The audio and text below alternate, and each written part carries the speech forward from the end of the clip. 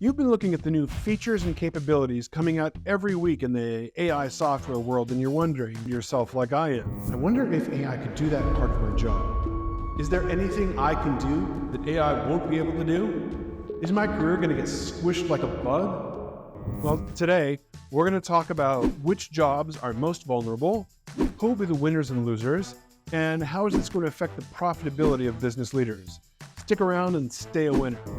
I'm Evan Goldstein, licensed professional engineer and data scientist. I'm building AI capitalist to help business leaders join the AI revolution going on all around us. And this revolution is not without its casualties. We're seeing job losses across the board. At the time I'm recording this video, we're starting to see announcements of job losses from different companies. We're not seeing the major job shedding that comes at the end of a recession just yet. But there are big losses in the tech sector. And a lot of these losses have been attributed to AI and its amazing ability to write computer code. In a previous video I did on the topic, we talked about how copywriters and commercial artists are first on the chopping block. Well, that was 4 or 5 months ago. So outside of copywriters and coders, a few additional categories have come into focus. Number one is legal industry jobs like paralegal and legal assistants. Legal codes and case records are very structured and language oriented. As GPT gets better and better, it's going to become easier and easier to replace these jobs. That being said, there have been cases where attorneys cited reference cases to judges to back up their arguments, which turned out to be completely made up. It was pretty clear that they wrote their opinions with ChatGPT, but they didn't actually do any checking on it. So that's going to be part of your overall writing with ChatGPT. There's still going to be a need for someone to check the hallucinations. Number two is financial advisors. AI can do a way better job of identifying market trends when the data is numerical. And when data is numerical, it's structured data, or it's organized in a way that a computer can easily input and process it. And AI can make it interactive. So unless you're just gazing at your financial advisor's tide, his days may be numbered. Number three is customer service agents. One other place that AI is coming into vogue is in customer service. So the chatbots are still kind of primitive, and sometimes you can fool them. Think of all the times that you've called customer service and communication is difficult because the person isn't a native English speaker.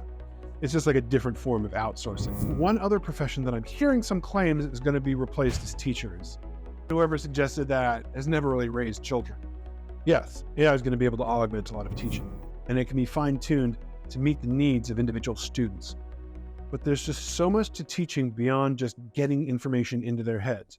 Socialization, stopping them from throwing spitballs in class, etc. The AI is not going to be able to do that. For most people, the process is going to look more like this. I'm going to talk about a profession. In this case, it's one that I'm personally pretty familiar with, a design mechanical engineer. You can take any job, and you should take a good hard look at your own job and break it down into components. What are the different tasks you do during the course of your day or week? So for the case of an engineer, first off, the mechanical engineer should have a face-to-face meeting with his client. He has to walk a job site to see the facility. Then he starts running calculations to select the equipment he needs. He has to read the building code to determine which pipes and equipment he can legally use. Then he has to make his drawings, and then he has to stamp and sign the drawings for the government approval. Let's look at which of these tasks AI could accomplish. Face-to-face meetings, no chance. For so many reasons, from trust to emotional intelligence to socialization, AI isn't going to be doing this anytime soon. Number two, walking a job site? Nope. Until robots can walk around, that's a safely human position. Okay, running calculations, gone. AI takes this one easily. Interpreting building codes, gone. Large language models are pretty sophisticated.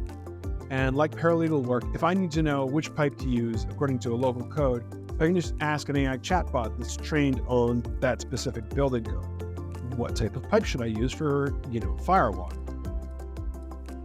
What happens if the building that I designed that fire system burns down? Who's the responsible party here? The team of hundreds of people who wrote that software that helped you read through the building code? Or is it me, the engineer? If it turns out that the building burned down because the chatbot that was trained on the building code hallucinated, and told you to use plastic PVC piping for the sprinkler system, which then melted in the fire, couldn't quench the fire, you still need the skill set to know that it's making a mistake. There will always be a role for humans in professions that require accountability. We're all accountable for something. For all the skills being automated away, you need to gain new skills like proper prompt engineering. That's the ability to phrase and pose questions in such a way that AI chatbots are able to give you a relevant answer. Just as an aside, when the word engineering is attached to any job that doesn't require you to know math, like say a customer satisfaction engineer or a sanitation engineer, my heart just shudders. But maybe I'm just being an engineer snob. So let's call it prompting.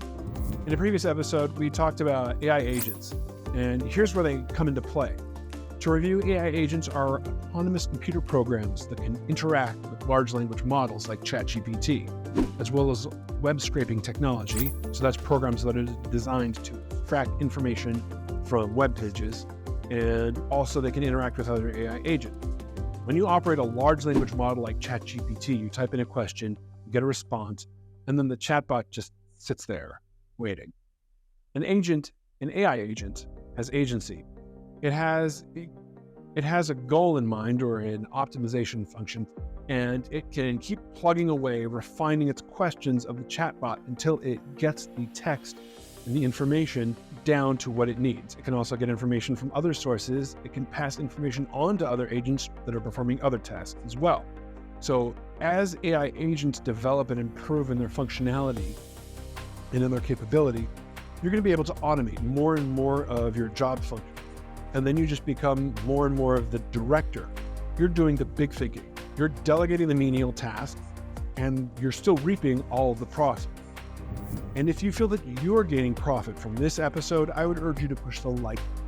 Pushing like helps me know that I'm making content that's valuable to you, the viewer, and it also helps spread this content to other people.